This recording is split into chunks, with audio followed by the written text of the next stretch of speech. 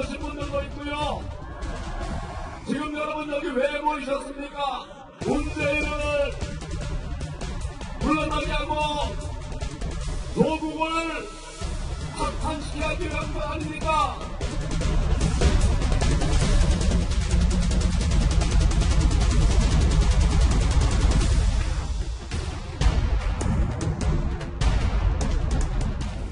구체적으로 계산이 나오겠죠. 계산이 나오겠고. 어제 말씀드렸잖아요. 그들의 논리라면. 300명, 400명씩 버스로 사람을 동원하고 공당이 이런 일이나 해서야 되겠습니까?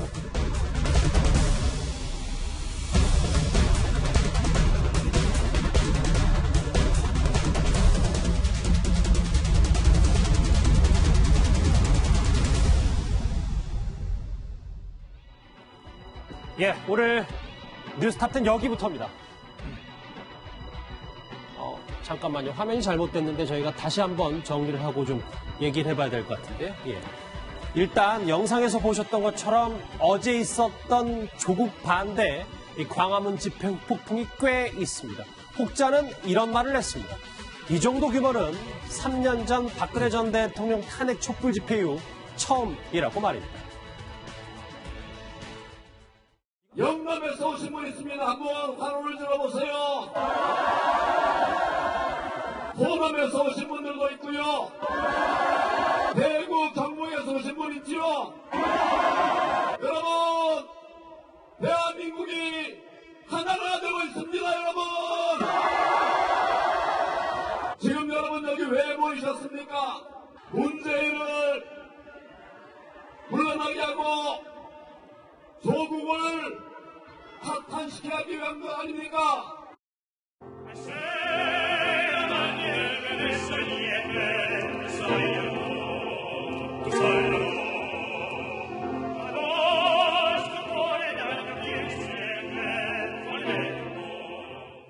화면 만나보실까요? 다시 바로 잡겠습니다. 오늘 뉴스탑10 여기부터 시작합니다. 1위 침묵 중도층도 거리에 섰다. 이 얘기부터 해볼 텐데요. 먼저 이현정 의원님. 네. 지금 잠깐 화면에도 만나보셨다시피 저희 이거 스튜디오가 광화문인데 어제 저도 한때 전화통화가 안 될 정도로 여기 인파가 꽤 많이 몰렸습니다. 네, 저도 뭐 30년 기자 생활하면서 많은 시위와 정치 집회를 취재를 했지만 사실 그동안 우리는 사회에서 보수는 이렇게 장외 집회를 거의 한 적이 없습니다. 예전에 뭐 독재 시대에 관제 시위 정도는 했겠지만 보수가 어떤 면에서 보면 반정부 시위를 위해서 이렇게 거리에 나온 적은 제가 알기로는 거의 없는 상황이거든요. 이렇게 대규모로. 물론 지금 뭐 토요일마다 태극기, 일명 태극기 부대라고 하는 집회는 진행되고 있습니다만은 이 광화문과 서울역까지 거리가 한 2.1km 정도 되거든요. 근데 이 광화문과 서울역까지 거의 숭례문 중심으로 해서 그까지 인파가 어제 제가 취재를 나와봤는데 거의 대부분 찼죠. 아마 지난번 그 박근혜 전 대통령 탄핵을 위한 촛불 집회 때도 비슷한 규모였던 것 같습니다. 어떤 면에서 보면 한국 정치사에서 보수가 이렇게 많은 숫자가 집회에 나온 것은 처음인 것 같고 제가 볼 때는 뭐 아는 지인들도 많았었는데 예전에 아마 촛불 집회 때도 참석했던 분들이 꽤 있었던 것 같아요. 예. 이걸 비춰보면 일단 이번 집회 같은 경우는 그동안 어떤 보수라고 하는 분들뿐만 아니라 사실 그동안 중도층이라고 했던 어떤 면에서 스윙보트라고 했던 중도층까지도 참여한 어떤 면에서 사상 처음으로 보수와 중도층이 참여한 대규모 집회였다. 이런 어떤 정치적인 의미가 있는 것 같습니다. 예. 이 문재인 정부의 핵심 지지층은 뭐 2049일 텐데요. 그런데 어제 집회 현장에서는 그들의 모습도 심심치 않게 만나볼 수 있었습니다.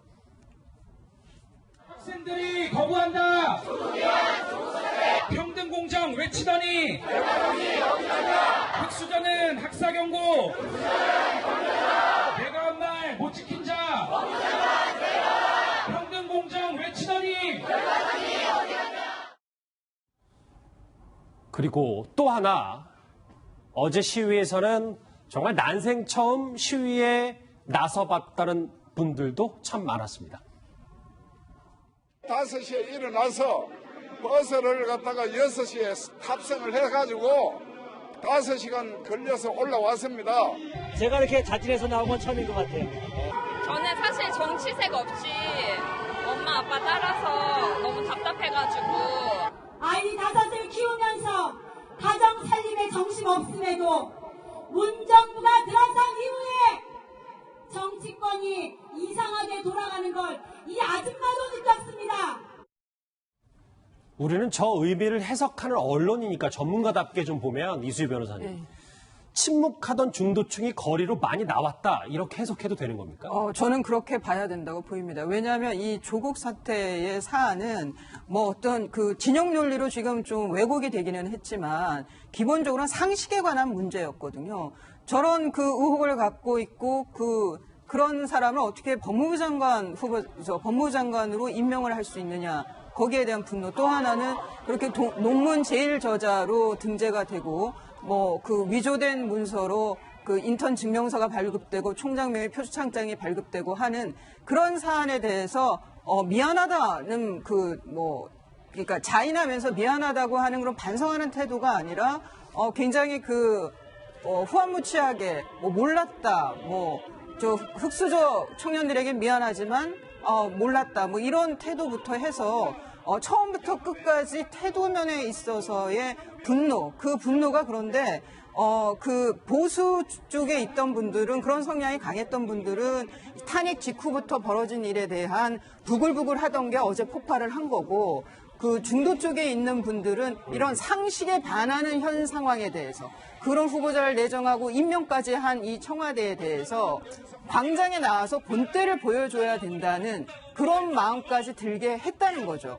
그거는 정말 청와대하고 여당이 굉장히 무겁게 귀를 기울여야 할 상황이 벌어졌음에도 불구하고 나오는 논평이라든가 응답이 없는 것은 저 나오신 분들은 국민으로 안 본다는 건지 이것은 정말 어떻게 폭발할지 모른다라는 생각도 듭니다.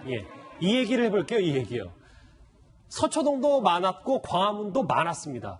숫자가 중요한 거 아닐 텐데 또 세대결 양상이 빚어졌고 그래서 저희도 한번 사실에 뭐가 가까운지는 짚고 넘어갈 필요가 있어요. 장혜철 평론가님. 화면 보시면 한국 땅이 주장했던 300만 명을 고지고대로 믿을 분들은 많지 않으니 사실에 가깝게 근접하면 이 정도 숫자가 나오는 겁니까? 네, 제가 어제도 말씀드렸지만 300만이라는 숫자는 서초동 집회를 200만이라고 표현했기 때문에 거기에 대응하는 의미의 상징적 숫자였던 것 같다. 정치적 해석을 해드렸던 바가 있고요. 페르미 기법이라고 하죠. 3.3제곱미터. 우리가 쉽게 말하는 한 평당 한 사람이 섰을 때 9명이 들어갈 수 있다고 생각을 합니다. 보통 경찰에서 이 페르미 기법을 적용해서 집회에 참석한 인원을 추산하게 되는데 이 3.3제곱미터에 9명으로 계산을 해보면 어제 광화문 광장과 세종대로 또 경복궁 시청까지 꽉 찬 인파는 최대 23만 1,800명이 될 수 있겠다. 이런 추산이 나오고요. 이 23만이라는 숫자가 300만에 비하면 작아 보이지만 결코 작은 숫자가 아닌 어마어마한 군중이 몰린 것이다라는 말씀을 꼭 드려야 될 것 같고 주말에 서초동 집회 같은 경우에는 페르미 기법을 적용했을 때 거리를 비교해보면 그 당시에 서초구청장이었던 한국당 박성준 의원이 발표한 자료에 의하면 최대 5만이었다는 평가가 나옵니다. 똑같이 200만, 300만은 사실 주최 측이나 정치권에서 만들어낸 숫자라면 보다 과학적인 페르미 기법을 적용했을 때는 서초동 집회가 5만일 확률이 높고 광화문 집회는 23만일 확률이 높다. 거의 5배 가까운 인파가 광화문 집회에 몰려들었다는 그런 수치적 평가를 할 수도 있겠습니다. 장혜철 평론가님의 설명도 또 그렇고 일각에서는 또 서초동 집회도 한 13만 명 가까이 된다고 해서 글쎄요, 두세 배든 뭐든 둘 다 많이 온 건 맞고 저희도 한번 이 체크를 해봤어요. 200만, 300만은 아닌 것 같습니다. 자, 어제 광화문 집회는 야당을 대표하는 인물들도 총 집합했습니다.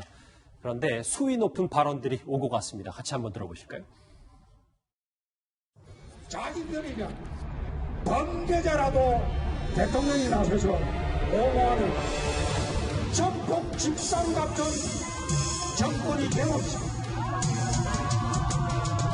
문재인 대통령은 대한민국 대통령이 아니라 좌파 집단의 누구거리다.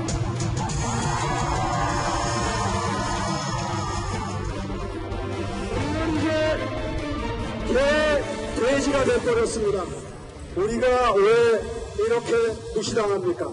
뭉치지 못하기 때문입니다. 그리고 점잖기 때문입니다. 중국은 어떻게 되는가? 그 중국인을 구속해! 중국인을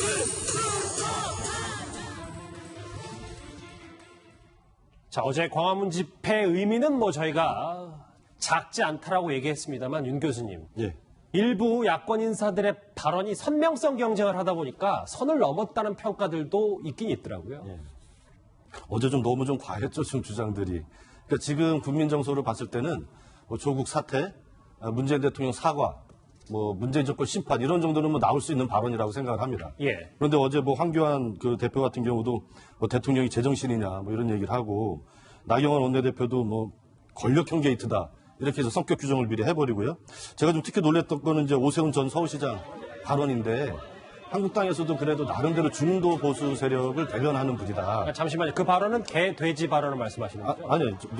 오세훈 전 시장 말씀하시는 아니, 그분이 또 무슨 얘기를 했냐면 문재인 대통령에 대해서 중증 치매 환자다. 아하. 독재자 문재인 대통령을 파면해야 된다. 이런 식으로까지 이제 발언이 나갔어요. 예. 이거는 지금 현재 상황에 대한 너무 앞선 거다. 그리고 민주당이 이제 그 야당일 때도 정권 탄핵, 퇴진 이런 발언, 이런 정치적 주장은 함부로 하는 게 아니거든요. 정권이 지지율이 20% 아래로 좀 현격하게 떨어졌다거나 이럴 때나 좀 외칠 수 있는 건데 아직까지 어쨌든 정권 지지율이 40% 중반대를 좀 유지하고 있지 않습니까? 이런 상황에서 그런 발언을 정치적 주장을 하는 것은 오히려 어제 집회를 통해서 인입된 중도층들의 이탈을 불러올 수 있는 과거에도 노무현 대통령 때도 이제 노무현 대통령이 선거법에 위반된다 이런 발언들이 있었지 않습니까? 일부. 근데 이제 그것을 정치적으로 해결을 했어야 되는데 탄핵까지 가면서 정치적 후폭풍이 굉장히 컸잖아요. 예. 그런 좀 과거의 교훈을 좀 얻어야 되지 않을까 이런 생각이 듭니다. 알겠습니다. 일부 원색적인 발언도 분명히 있었을 수 있겠습니다만 광화문에 모인 이 시민들의 목소리가 아마도 청와대 당을 넘어까지 갔을 겁니다. 때문에 문재인 대통령의 과거 취임사가 다시 한번 주목을 받고 있습니다. 저를 지지하지 않았던 국민 한 분 한 분도 저의 국민이고 우리의 국민으로 섬기겠습니다. 그렇죠. 문재인 대통령이 본인을 지지하든 지지하지 않든 과거에 대해서 모두 우리의 국민으로 섬기겠다고 했는데 저 발언이 다시 한번 귀에 쏙 박히는 이유는 뭘까요, 우리에게? 사실 어제 집회에서 다양한 요구가 나오긴 했습니다만은 그러나 우리 국민들의 일반적인 어떤 이야기는 아마 조국 장관의 사퇴와 문재인 대통령 사과 이 정도 아니었나 싶어요. 사실 문재인 대통령이 집권하게 된 게 항상 이야기하지 않습니까? 본인은 촛불혁명을 통해서 집권했다는 이야기를 하는데 당시에 촛불의 어떤 혁명에서 가장 중요한 원인은 뭐냐면 바로 소통이었습니다. 즉 박근혜 전 대통령이 국민과 불통하고 또 어떤 면에서 보면 국민의 뜻을 헤아리지 못한 이 부분에 대한 어떤 반성 이런 것들이 사실 어떤 면에서 보면 문재인 정권을 탄생시켰던 가장 중요한 원인이지 않습니까? 문재인 대통령도 본인도 취임사에서 이야기를 했습니다. 항상 어떤 면에서 보면 나를 지지하고 지지하지 않건 간에 소통을 하겠다. 그리고 본인이 취임하자마자 제일 먼저 간 것이 바로 야당 당사입니다. 직접 가서 야당과 소통하겠다는 이야기를 했고 문제가 있으면 항상 본인이 직접 나와서 국민들한테 기자회견을 하겠다라고 약속을 했어요. 거기에 어떤 면에서 보면 국민들은 많이 또 동의를 하고 공감을 표시했었습니다. 그러나 2년 반이 지난 지금 상황은 어떻습니까? 문재인 대통령이 지금까지 공식 기자회견을 한 횟수는 단 3번밖에 없습니다. 그리고 이런 중요한 사태가 있을 때 대변을 통해서 한마디만 한 것이지 국민들과 소통, 즉 기자회견을 통해서 이야기하지도 않았어요. 자, 그런 걸로 비춰보면 지금 저렇게 국민들이 나오고 있는 요구가 물론 과한 요구도 있죠. 그렇지만 국민들이 궁금해하는 게 뭐냐면 왜 조국 장관을 그렇게 강행했던가 라는 부분에 대한 어떤 물음이지 않습니까? 그렇다면 본인이 어떤 면에서 보면 이 집회가 있는 이후에 청와대 대변인과 통해서 입장을 낸다든지 뭔가 국민과 소통하는 모습을 보여줘야 되는데 아직까지도 입장이 없고 더군다나 어떤 계속적으로 고집하는 모습에서 국민들은 또 실망하고 있는 것이거든요. 우리도 이야기했지만 소통 대통령이라고 이야기를 했는데 과연 지금 소통 대통령인지 오히려 박근혜 전 대통령의 마지막까지 했던 불통 대통령을 닮아가고 있는 것은 아닌지 그런 부분에서 의문점이 있습니다. 예전에 오늘 조간신문에 나온 거 보니까 대통령이 국민들에게 하야 요구를 하면은 어떨 것인가 했더니 광화문으로 나가겠다라는 게 당시에 방송 인터뷰에도 있었거든요. 예. 그리고 공정 얘기도 하고 아름다운 말씀을 많이 하셨죠. 청와대 들어가기 전까지시는. 그런데 이제 어제 나온 중도층의 그 분들 중에 또 하나 그 광장에 나오게 된 이유 중에 하나를 조국 장관의 이제 비위도 있지만 대통령께서 국민을 분열시킨다는 데 대해서 굉장히 화가 난 분들이 많았어요. 대통령이라고 하면은 우리 국민들이 바라는 모습이 있거든요. 통합. 그리고 저 상대 진영에 대해서 좀 더 배려하는 거, 여당이기 때문에 권력을 갖고 있기 때문에 더 배려하는 거, 그 다음에 통합의 정치를 하는 거, 그런 것들을 기대했음에도 불구하고 외려 청와대가 나서서 더 분열을 부추기는, 그리고 여당은 또 선동을 하고 있는 이런 상황이 돼서 화가 나서 어제 그 광장에 나오신 중도층이 많다는 거죠. 그런 면에서 좀 청와대가 이 지금까지 보인 이런 불통 그리고 분열, 편가르기 이런 모습을 좀 바꾸는 계기가 필요한데 청와대도 자존심이 있으니까 갑자기 바뀌기는 어렵겠죠. 그렇다면 그 계기를 저는 조국 장관의 사퇴로 계기를 삼아야 된다는 생각이 듭니다. 그리고 또 하나 어제 저 광장에서 강경한 얘기들이 나왔지만 대통령의 국정 지지도가 80% 70%일 때 저런 얘기가 나왔으면 여당에서 아마 무시하고 말았을 거예요. 하지만 지금 국정 지지도가 40%대에 있기 때문에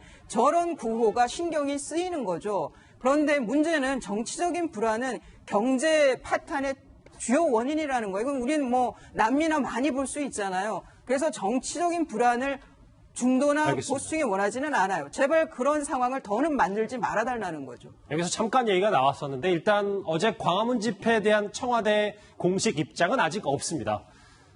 그런데 지난 주말 서초동 집회에 대해서는 이렇게 말했었습니다.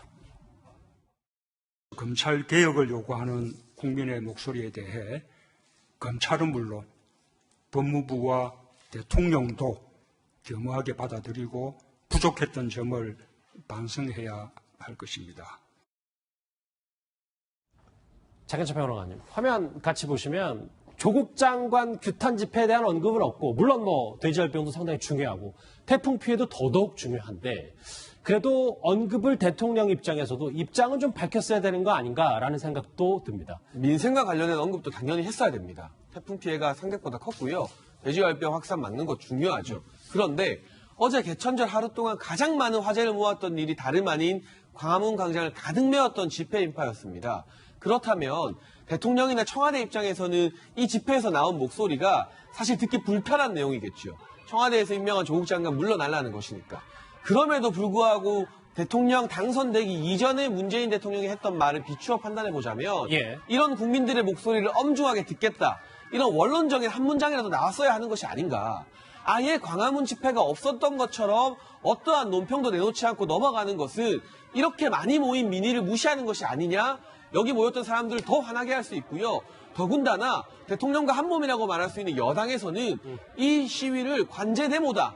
동원된 극우 시위다라고 비판하고 나섰습니다. 공식 논평이 그렇게 나왔었죠. 오늘 같은 경우도. 이런 모습들. 청와대는 침묵하고 여당은 광화문의 민심을 관제 데모라고 폄하하고 있는 이 현실.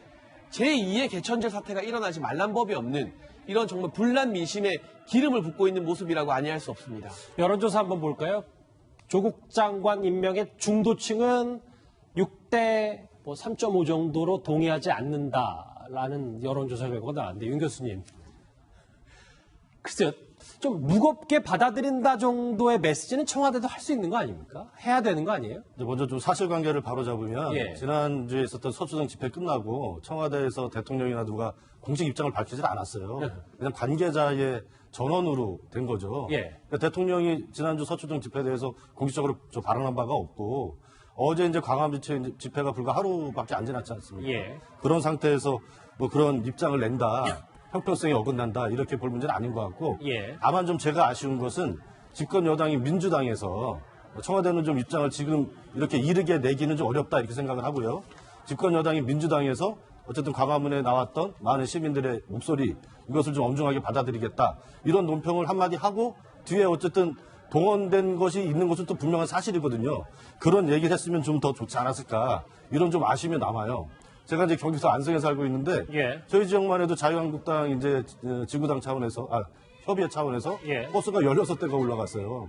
그럼 거의 700~800명이라는 얘기거든요. 그럼 전국에 250개 이제 지역위원회가 있단 말입니다. 그러면 거의 한 10만 명 정도가 한국당에서 동원이 됐고 사전에도 이제 알려졌지만 한국당이 공식적으로 당의 공문서를 통해서 지역의 우파 사회단체와 향후에까지도 동원하라. 근데 저는 정말 깜짝 놀랐어요. 저도 정당에서 오래 일을 했지만 당의 공식 문건에서 향후에까지 조직 집회 참여를 독려하는 이런 공문을 정말 본 적이 없거든요. 그렇게까지 했던 것은 또한 명백한 사실이에요. 그래서 이제 그런 부분은 비판할 수 있지만 다만 좀 모두의 국민들의 어떤 목소리 이런 것은 진중하게 무겁게 받아들이겠다. 이런 좀 얘기가 있었으면 더 좋았지 않았을까. 그런 아쉬움이 좀 남습니다. 동원과 관련해서 이것이 문제냐는 게 오늘 하루 종일 또 화두였던 것 같은데 실질적으로 한국당에서 각 지역위원장들에게 인원 할당하는 공문을 보낸 것은 확인이 됐습니다. 그러나 어제 광화문 집회 규모가 그런 동원만으로 가능한 규모였느냐? 전혀 아니라는 것이죠. 그 역대급 규모는 자발적으로 나온 시민들의 응원이 없었다면, 참여가 없었다면 불가능한 규모였다. 아무리 동원해도 그 정도는 안 된다. 그렇다면 정부 여당에서는 동원된 사람들에게 집중하기보다는 동원되지 않고도 그 자리에 나온 사람들의 민심을 읽는 데 더 집중하는 게 맞는 태도인 것 같고요.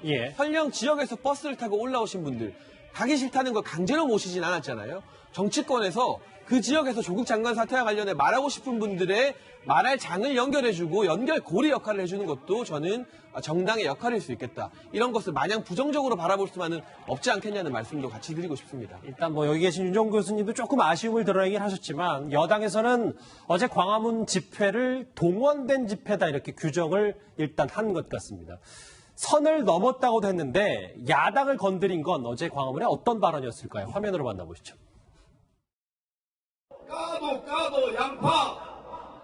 이게 법무부 장관 자격 있습니까? 없습니다. 그런 사람을 임명하는 것이 제정신입니까? 안 됩니다. 저는 제 대통령이 도대체 제 정신인지 의심스럽습니다. 조국 지키기 위해서 국정을 파탄내고 있는 겁니다. 바로 저 발언에 대해서 이해찬 대표 이렇게 일갈했습니다. 국가 원수에게 제정신 운운하는 것은 아무리 정정의 눈이 어두워도 정신 나간 사람이라고 아니할 수 없습니다. 더구나 각 지역위원회별로 300명, 400명씩 버스로 사람을 동원하고 공당이 이런 일이나 해서야 되겠습니까? 위원장 의원님, 집권 여당은 일단 완벽히 동원된 집회라고 규정을 하는 듯한 분위기도 있어서요. 저는 어쨌거나 원칙적으로 보면 이렇게 거리에서 사람을 모으고 이런 것 자체는 사실 우리 민주주의에 뭐 올바른 건 아닙니다. 우리가 대의민주주의를 채택하고 있는 국가이지 않습니까? 그렇지만 지금의 상황이 어떤 면에서 보면 이렇게 국회에다 맡길 수 없는 그런 분노와 또 비상식이 있기 때문에 그런 면에서 보면 이제 시민들이 나온 것이죠. 저는 뭐 동원되고 한다고 지금 이 천국에 예를 들어서 누가 뭐 돈을 줘서 동원하겠습니까? 뭐 일당을 받고 동원되겠습니까? 결국 이제 본인들이 이런 어떤 울분들을 가지고 있기 때문에 그걸 또 정당 차원에서 모아낸 것이라고 저는 봅니다. 뭐 지난번 사실 서초동 집회 같은 경우도 민주당이 공식적으로 하지 않았지만 다들 뭐 페이스북이나 뭐 문자를 통해서 사실 가자라고 뭐 한 것도 마찬가지죠. 저는 이런 문제를 서로 가지고 야, 이 사람은 동원된 사람이 이 사람은 순수 동원된 사람이다. 이렇게 구분하는 것은 저는 민심을 잃는 올바른 잣대는 아니라고 봅니다. 결국은 이 많은 사람들이 이렇게 모인 것 자체는 결국 이들이 이야기하고자 하는 게 무엇인가라는 부분에 대해서 정당들은 귀를 기울여야 됩니다. 자, 귀를 기울이지 않을 경우는 그 분노가 귀를 기울이지 않는 분노 때문에 더 많은 사람들이 또 나올 수가 있는 것이고 어떤 면에서 우리 민주주의를 어떤 면 근간을 흔들 수가 있는 거거든요. 저는 그래서 이해찬 대표가 사실 이분들도 국민이지 않습니까? 그런 국민들에 대해서 의견에 대해서 정말 진지하게 듣는 자세가 필요하죠. 자유한국당 마찬가지입니다. 서초동에 나왔던 국민들의 검찰개혁 요구에 대해서도 귀를 기울여죠. 그럼요. 서로 표면하기 시작하면 정말 끝이 없습니다. 이 정치를 우리가 막고자 하는 거 아니겠습니까? 자, 어제 광화문 집회에서는 폭력과 성추행 등 다소 불미스러운 일도 있었습니다. 그런데 이낙연 총리가 예상보다 센 발언을 했습니다. 같이 들어보시죠. 어제 서울 광화문에서 큰 집회가 있었습니다. 경찰청이 지나가 계시죠? 이게 지상화가였는데 수십 명이 폭력을 휘두르고 성추행과 문화재 훼손도 있었습니다. 폭력을 포함한 불법은 용납돼서는 안 됩니다. 이낙연 총리 정부에서 물론 청와대도 입장이 없었습니다만 이수일 변호사님 이 폭력 시위다에 대해서 엄정히 대처해야 된다. 원론적인 얘기지만 뼈가 있는 말인 것도 같았습니다. 이제 원론적인 얘기인데 그리고 그게 맞는 얘기죠. 하지만 마치 저 문제 때문에 어제의 집회와 시위가 저런 폄훼되면 안 된다는 거죠. 물론 그 어제 뭐 집회에서 일부 폭력이 있었다고 하는데 그거는 엄정하게 대처해야 되는 게 맞습니다. 하지만 그 외에 평화롭게 있었던 집회와 시위, 거기서 나온 청와대에 대한 요구, 법무부에 대한 요구는 또 다른 문제입니다. 저런 문제로 인해서 뭔가 어제의 집회를 폄훼하려고 좀 평가절하를 하려고 하는 시도가 좀 언뜻 보인다는 거죠. 그리고 또 하나는 이런 집회에 있어서의 뭐 폭력 사태에 대해서 정말 지독하게 하는 곳이 있죠. 민노총 집회가 최근에도 몇 번 있었죠. 몇 달 전에도. 그때는 그런데 당일날 연행이 돼서 훈방 조치가 됐어요. 그러면은 이런 공권력에 대한 불법적인 도전에 대해서는 진영을 떠나서 단체를 떠나서 평등하게 대처를 해야 된다는 거죠. 그래야지 공권력이 또 권위가 서는 것이고요. 그런 면에서 이낙연 총리의 어제 원론적인 저 말씀이 폄훼 의도가 있었다라는 것에도 저는 좀 비판을 하고 싶고, 더불어서 민노총이 앞으로 어떤 집회에서 저런 폭력이 있었다고 했을 때는 똑같이 대처해야 된다고 봅니다. 그러니까요. 저 장혜철 평론가님 말씀이 나와서 하는 말인데, 민노총의 지난 4월 청와대 앞 집회와 이번이 너무 이중잣대 아니냐라는 지적에 대해서는 어떻게 생각하십니까? 방금 이수희 변호사도 말했지만 민노총 그 당시에 폭력 사태로 연행된 분들은 모두 다 당일 훈방이 됐습니다. 그런데 어제 이제 경찰에게 연행된 46명은 현재 1명만 풀려난 상태로 나머지 분들은 오늘 오후까지 계속해서 구금이 되어 있는 상태거든요. 물론 경찰이 필요하다면 48시간까지 이 구금을 연장할 수 있습니다만, 왜 민노총 같은 경우는 경찰이 눈앞에서 손을 놓고 바라보고 당일날 풀어주면서 어제의 집회, 정부를 규탄하는 집회에서 연행된 분들은 24시간이 다 되도록 풀어주지 않는 것이냐. 여기에 대한 형평성 제기는 누구라도 할 수밖에 없는 것이고요. 그리고 무엇보다 이낙연 총리가 나서서 어제의 집회의 무거움, 민심에 대해서는 전혀 이야기하지 않고 폭력적인 부분만 꼭 집어서 말한 것은 일반화의 오류이고 정치적인 용어로 레이블링이라고 합니다. 낙인 찍기. 폭력성을 어제 집회의 어떤 대표적인 성격으로 낙인 찍어서 규정하려는 의도가 있는 것은 아닌가. 그런 부분에 대해서 대단히 우려가 되는 지점이 있는 발언이었습니다. 예, 하나 더 짚어볼 게 있습니다. 내일은 뭐 여러분도 아시는 것처럼 서초동에서 다시 한번 대규모 집회가 예정돼 있습니다. 뭐 여권 지지자들 사이에서는 총동원령까지 내렸다고 하는데요. 그런데 때 아닌 화장실 논란이 있습니다. 무슨 얘기인지 화면으로 만나보시죠. 시장님, 그러면 화장실 문제라도 해결해 주시면 이게 또 길이라는 게 또 다 이게 관할 구역이 있습니다. 네, 그렇긴 하지만 아무튼 그 요청들이 많았어요. 화장실 서초구청장하고는 협조가 잘 안 되죠. 당이 달라가지고 그날도 왜 다른 그 당이 달라서 소변을 봐야 되는데 이미 제가 취재를 해놨습니다. 어제 화면 보시면 광화문에서 화장실이 좀 없어서 많은 분들이 불편함을 겪었다라는 보도를 제가 봐서, 그런데 이미 박원순 시장은 내일 서초동 집회를 화장실을 글쎄요, 화장실에도 좌우가 있는 건진 그건 또 다른 문제 아닐까요? 그러니까 우리가 이제 서울시장이라면 물론 당적은 있죠. 다 당적이 있고 이제 당을 통해 하지만 결국 서울시장은 결국 서울 시민의 시장이지 않습니까? 그리고 이걸 어떤 질서나 어떤 시위가 있을 때 이걸 또 유지할 필요가 있고 편의를 제공할 어떤 의무가 있습니다. 일단 물론 뭐 광화문에는 이제 건물이 많기 때문에 공용화장실이 많기 때문에 없다라고 이야기를 하지만 어제 같은 경우는 사실 제가 이렇게 돌아다 보면 그것을 어떤 수용할 수 있는 한도를 넘어섰어요. 워낙 사람분들이 많이 오셨기 때문에. 그러니까 서초동 같은 경우도 마찬가지입니다. 그러면 서울시가 어떤 이런 대규모 행사가 있을 때는 뭔가 어떤 똑같은 행정 서비스를 해야 되는 게 당연한 임무 아니겠습니까? 자, 여당 집회는 서비스를 제공하고 야당 집회는 안 한다? 이렇게 되면 사실 서울 시민들 똑같이 세금 내는데 그러면 이거는 불평등하지 않습니까? 저는 서울시장 박 시장께서 좀 더 당파적인 입장을 벗어난 그런 좀 행정을 하셨으면 하는 바람이 있습니다. 일부 집회 참가자들은 실수하기 직전까지 갔다는 얘기까지 여기 나와서 그리고 화면에 잠깐 나갈 겁니다. 윤종훈 교수님, 왜 웃으시는 이유가 뭔지 차분히 말씀해 보십시오. 아니 화장실을 가지고 정당 이런 거 좀 과한 것 같고요.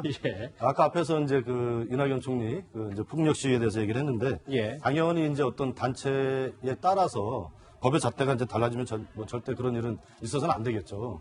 근데 이제 제가 좀 말씀드리고 싶은 것은 당연히 이낙연 총리도 그런 차원에서 얘기한 건 아니라고 생각을 하고요.